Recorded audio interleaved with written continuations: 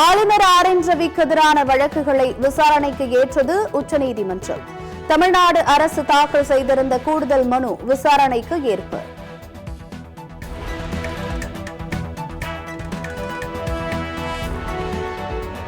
வரும் 21, 22 ஆகிய தேதிகளில் சிவகங்கையில் முதலமைச்சர் ஸ்டாலின் ஆய்வு.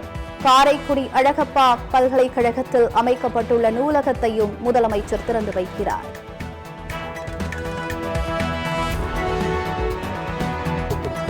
முன்னாள் முதலமைச்சர் எம்ஜிஆரின் 108வது பிறந்த நாள். அதிமுக தலைமையகத்தில் உள்ள எம்ஜிஆர் சிலைக்கு பொதுச் செயலாளர் எடப்பாடி பழனிசாமி மாலை அணிவித்து மரியாதை.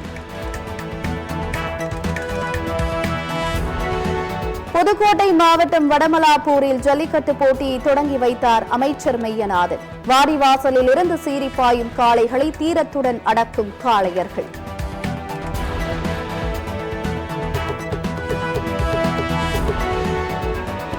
குடியரசுத் தலைவர் மாளிகையில் நடைபெற்ற கேல் ரத்னா விருது வழங்கும் விழா. உலக செஸ் சாம்பியன் குகேஷுக்கு கேல் ரத்னா விருதை வழங்கினார் குடியரசுத் தலைவர் திரௌபதி முர்மு.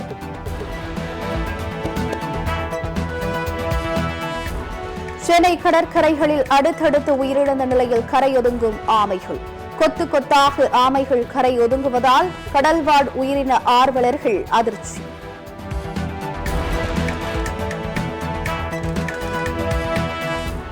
பாலிவுட் நடிகர் சைஃப் அலி கானை கத்தியால் குத்திய நபர் கைது. ரகசிய இடத்தில் வைத்து கைது செய்யப்பட்டவரிடம் காவல்துறையினர் விசாரணை.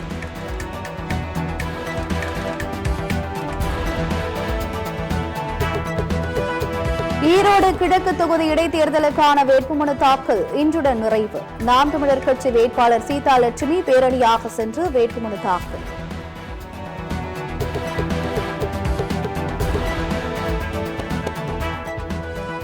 தங்கம் விலை சவரனுக்கு 480 ரூபாய் உயர்ந்து 59,600 ரூபாய்க்கு விற்பனை.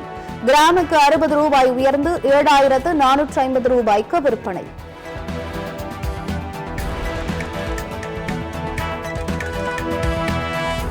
தனியார் நிறுவன ஊழியரிடம் 20 லட்சம் பறித்த வழக்கில் ஜாமீன் கோரி சிறப்பு காவல் ஆய்வாளர் ஐடி அதிகாரி மனு. மனுதாரர்கள் எந்த கருணையும் பெற தகுதியற்றவர்கள் என்று சென்னை உயர்நீதிமன்றம் கருத்து.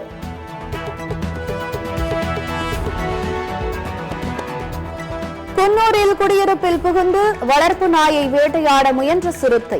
சிசிடிவி கேமராவில் பதிவான காட்சியால் மக்கள் அச்சம்.